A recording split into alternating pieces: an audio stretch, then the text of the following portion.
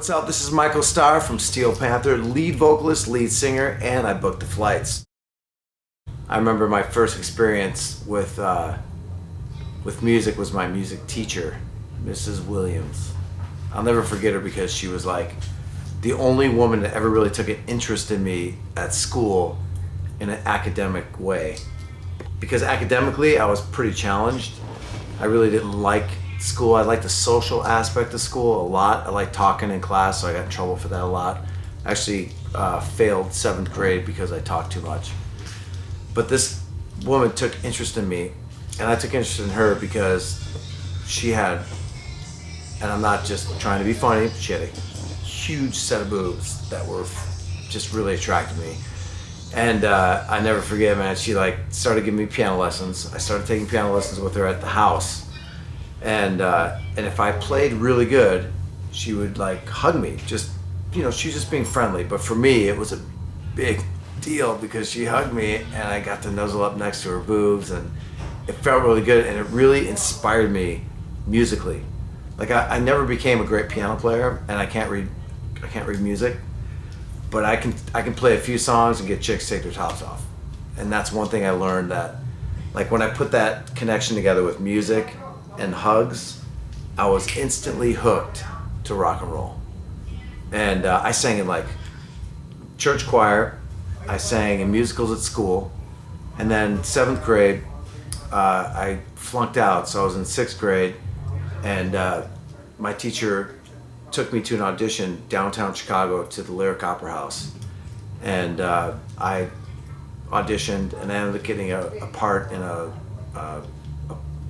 opera called Tosca, and I also got picked up for another one called La Boheme, and that was my first experience in front of a big crowd singing, and I had a full high soprano voice, so I was featured, and it was really amazing. And also, my dad, he wasn't really into it. He really wanted me to play football, but my mom was fully into it, and I really wanted my mom's approval because she used to hit me a lot and call me stupid. So, but when I would sing, she would just love me and dote over me, and my brother never really got that kind of attention because he was just a guitar player, and that jealousy that my brother had for me being a singer and him being a guitar player is something that I've looked in relationships throughout my life, and so that if you put all that together, it naturally rolled right into being in a rock band, because every lead guitar player is completely jealous of the lead singer, because the lead singer is the center of attention, and the guitar player always wants to be the center of attention, but he can't because he can't sing, or it's just not attractive to watch a guy sing and play guitar. It's not that exciting. But I did those, right? And then my voice started changing. I was about 11, and it started changing, and I really couldn't sing. I couldn't connect the falsetto to my true voice. Not my true voice, but my regular voice. And so I just kind of bailed out. Plus my friends said it was pretty lame that I was doing opera and stuff. So I joined the football team, got my dad's approval. My mom got bombed. My dad started drinking way more, and my mom and dad broke up. And but they didn't tell me that. They just said, hey, you're gonna move with your mom to California. Your brother's staying here in Chicago, and I'm moving to Texas. And we just split up. And I ended up in Southern California by the beach with my mom in a rental apartment. And my brother felt bad for me, so he actually sent me an Epiphone guitar with a really small practice amp.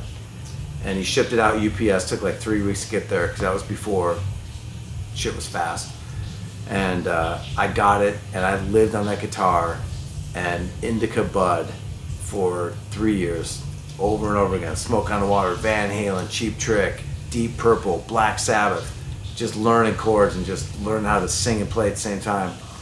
And my mom worked at a modeling agency, and the modeling agency ended up shutting down, but they had all these mirrors in their offices.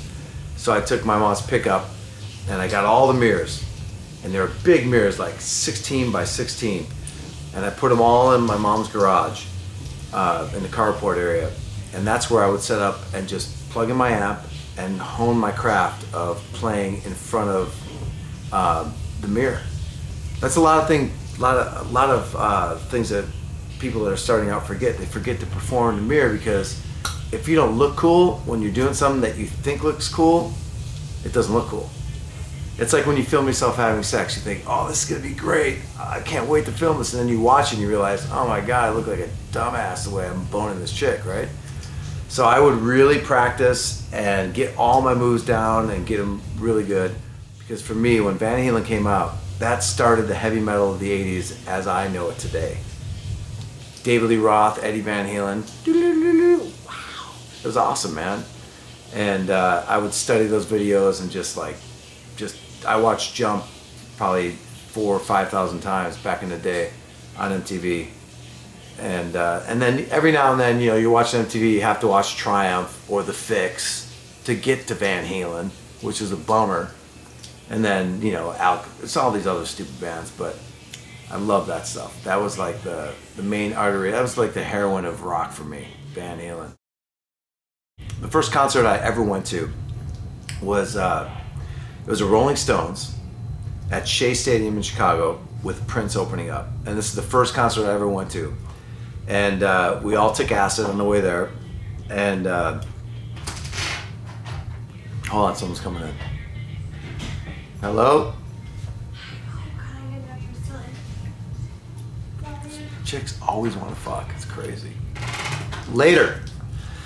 So anyways, I went to the concert, and I remember, the only thing I really remember from the concert, because I was really, really high. And you have to remember, this is the late 70s when everyone was doing acid. It was like, you know, I think it was Pink Microdot was what we did. And, but what I remember clearly is Prince getting booed off the stage. People were throwing shit at him, right? And I really felt bad for him, but then when the Stones came on, it was all cool. But after that, the concert that I went to that really, really shaped a lot of musical influence for me was the US Festival 1983. Van Halen headline. You had the Scorpions, Judas Priest, Triumph, Ozzy, Quiet Riot, Motley Crue. God, am I forgetting anybody? No, I think that's the whole lineup. It was amazing, dude. I went there with my jealous brother, and it was a great, great, great show. Back in the day, there was an album that I remember spinning a lot. It was the Beatles, and the Beatles put out a lot of different compilations of albums. So it's really hard for me to remember which one it was, but I remember it had I Want to Hold Your Hand on it, and Love Me Do. And I used to play the shit out of that, and I liked it a lot. But the stuff that really got me going was Scorpions, Love Drive. That record, there's a song in there called Another Piece of Meat, and I used to get high and listen to that. But the one record that changed my life, I'll never forget it, 1979, right? My brother says, hey, come up here, you gotta hear this record. I'm like, all right. And he opens up this record, and it's Van Halen 1. And I had no idea what Van Halen was at all. But he opens up the record, and I'm like, all right, cool.